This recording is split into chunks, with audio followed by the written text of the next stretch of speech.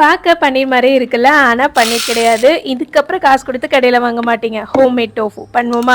3/4 cup சோயாபீனை over night soak பண்ணிக்கோங்க. கருப்புளுந்தில் மேலே தோல் எடுப்போம்ல, அதே மாதிரி தான் மேலே இருக்க தோல் எடுத்துட்டு ஒரு மிக்சியில் சேர்த்துக்கலாம். கூட 1/2 லிட்டர் தண்ணி சேர்த்து நல்லா அரைச்சி எடுத்துக்கோங்க. தேங்காய் பால்லாம் எடுக்கிற மாதிரி ஒரு துணியில் சேர்த்து நல்லா திக்காக பால் ரெடி பண்ணிக்கோங்க. அவ்வளோதான், ஒரு சூப்பரான சோயா மில்க். நார்மல் பசும்பால் செரிக்காதவங்களுக்கு இது ஒரு பட்ஜெட் ஃப்ரெண்ட்லியான மில்காக இருக்கும். இந்த மாதிரி கண்டெய்னரில் ஊற்றி ஃப்ரிட்ஜில் வச்சுட்டு நீங்கள் சூடு பண்ணி டீ காஃபி கூட போட்டுக்கலாம். அண்ட் கலெக்டா இருக்க இந்த பல்பை ஒக்காரான்னு சொல்லுவாங்க. High source of protein. நீங்க கெபாப், பேன்கேக், வாஃபிள் அப்படி இல்லைன்னா சப்பாத்தி கூட பண்ணலாம். ஃப்ரீசர்ல ஸ்டோர் பண்ணி வச்சுட்டு எப்ப வேணுமோ யூஸ் பண்ணிக்கோங்க. சோயா மில்கை அடுப்புல வச்சு 15 நிமிஷம் பாயில் பண்ணிட்டு அதுக்கப்புறம் கொஞ்சம் கொஞ்சமா லெமன் ஜூஸ் சேர்த்துட்டீங்கன்னா நல்லா இந்த மாதிரி திரிஞ்சிரும். ஒரு துணி வச்சு வடிகட்டிக்கோங்க. இப்ப நார்மல் கோல்ட் வாட்டரை இதோட சேர்த்துட்டு திருப்பி நல்லா தண்ணி எல்லாம் ஸ்குவீஸ் பண்ணிட்டு நல்ல வெயிட்டான ஒரு பொருளை வச்சு ஒரு 2 மணி நேரம் அப்படியே விட்டுட்டீங்கன்னா ஒரு சூப்பரான ஹோம்மேட் டோஃபு.